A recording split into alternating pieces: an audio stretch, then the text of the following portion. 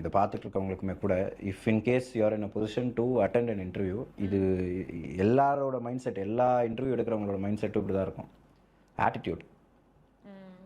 உனக்கு தெரியுதோ தெரியலையோ, வில்லிங்னஸ் டு லேர்ன் இருந்தால் people are ready to grow.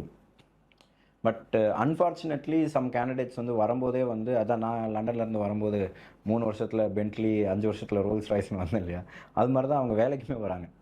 ஒன்றுமே தெரியாது, வந்துட்டு நான் இன்டர்வியூ எடுக்கிறேன்னா இல்லை அவங்க என்ன இன்டர்வியூ எடுக்கிறாங்களா டவுட் வந்துடும். அந்த மாதிரி நம்மளை கேள்வி கேட்பாங்க. இது எப்படி சார், அது எப்படி சார், இது பண்ணலாமா, அது பண்ண, எல்லாமே இருக்குது, எல்லாமே பண்ணலாம்.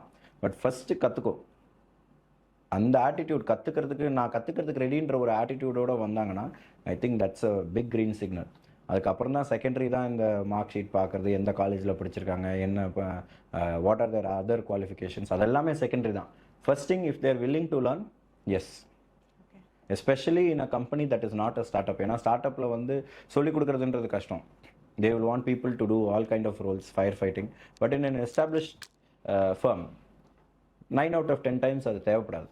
பட் ஜூனியர்ஸ்க்கு வந்து established firm, MSME companies are ready to higher them, provided அவங்க ஆட்டிடியூட் சரியாக இருக்கணும். வந்து ஜாயின் பண்ணுறதுக்கு முன்னாடியே வந்து, சார் நாங்கள் இது இப்படி வருமா, அது அப்படி வருமா, prove your self and then negotiate for the salary.